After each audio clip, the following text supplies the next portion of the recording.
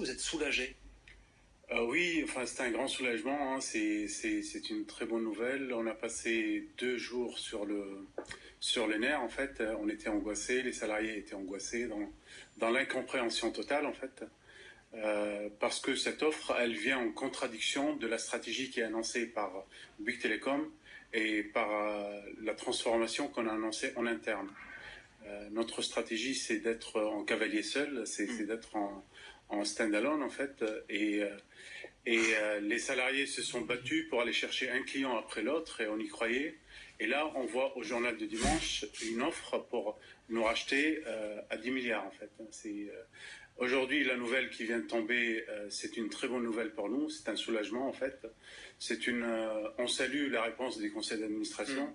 C'est une réponse sage, responsable, face à une offre qui n'est pas du tout responsable. Alors c'est comme ça que le conseil d'administration de Bouygues motive sa décision en disant en gros cette offre elle repose sur de l'endettement donc elle n'est pas suffisamment solide, Ouais. ce qui veut dire que manifestement même s'il fait une offre supérieure la réponse ne devrait pas être différente puisque plus d'argent ça veut dire plus d'endettement. Est-ce que l'arrivée d'un nouvel investisseur pour Bouygues ça pouvait pas dire un nouveau propriétaire plus d'investissement justement de nouvelles conditions de travail, c'était forcément la casse pour vous? Enfin, bien sûr, c'est la casse sociale de l'année en fait. Parce que si vous prenez SFR et Bouygues Telecom, ce sont des entreprises qui sont identiques en tout point dans l'organisation, dans l'objet social, dans les investissements aussi. Hein. C'est-à-dire, on allait avoir deux réseaux, deux directions réseau. Les réseaux de télécommunications. Un réseau de télécommunications Bouygues Telecom et un réseau SFR.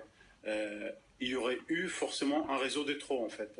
Et on peut faire le même raisonnement pour l'ensemble des directions informatiques, les fonctions support, les achats, etc., etc.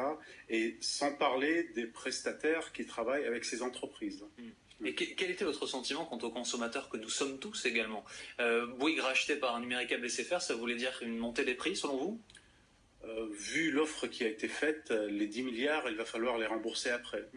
Et pour les rembourser, moi je vois une seule solution, c'est la hausse des tarifs.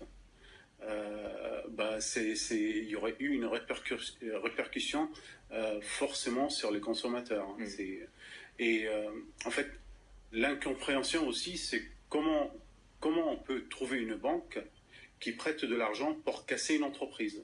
Parce que l'objet, c'était purement et simplement de casser Bouygues Telecom, de se séparer d'un grand nombre de salariés et pour des fins purement financières.